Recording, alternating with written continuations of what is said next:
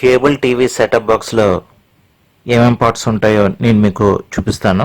ఇక్కడ ఒక స్క్రూ, ఇక్కడ ఒక స్క్రూ, ఇక్కడ ఒక స్క్రూ ఓపెన్ చేయాలి. స్క్రూస్ ఓపెన్ చేసుకున్న తర్వాత మనం ఎలాగంటే వస్తుంది.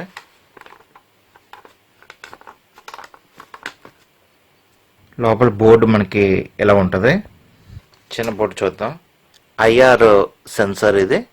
ఇవేమో 3mm ఎల్ఈడీస్. ఇదేమో పుష్ టైప్ స్విచ్.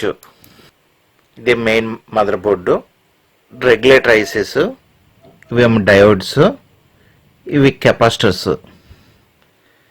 ఇవేమో కాయిల్స్. ఇది మైక్రో ప్రాసెసర్ అంటారు. Voltage regulator IC. ఇదేమో యూఎస్బి పోర్టు.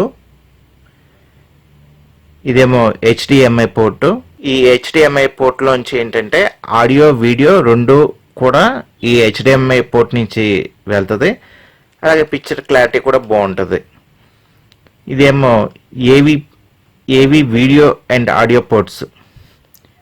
ఇది ఏవి వీడియో పోర్టు. ఇది ఏవి ఆడియో లెఫ్ట్. ఇది ఏవి ఆడియో రైట్. ఇదేమో DC 12 volts 1 ampere. ఇది పవర్ సప్లైకి ఉపయోగిస్తారు. ఈ సెటప్ బాక్స్ మదర్ బోర్డు. దీని బ్యాక్ సైడ్ వ్యూ మనకి ఇలాగ ఉంటుంది. చూడండి బ్యాక్ సైడ్ వ్యూ. ఈ HDMI పోర్టు లూజ్ కనెక్షన్ ఉంది. HDMI పోర్టు కనెక్షన్స్, ఈ లూజ్ కనెక్షన్ని నేను సాల్వ్ చేద్దాం అనుకున్నాను, కానీ ఇది నా వల్ల అవ్వదు. యూజ్ అండ్ త్రో బోర్డు పనిచేసినంత కాలం ఇది పనిచేస్తుంది. ఏమైనా రిపేర్ వచ్చిందంటే దీన్ని తీసుకెళ్ళి తుక్కులో పడేయడమే.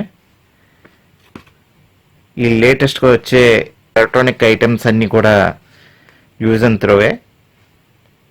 ఇవి మనం రిపేర్ చేసినా పెద్దగా ఫలితం ఏమి ఉండదు.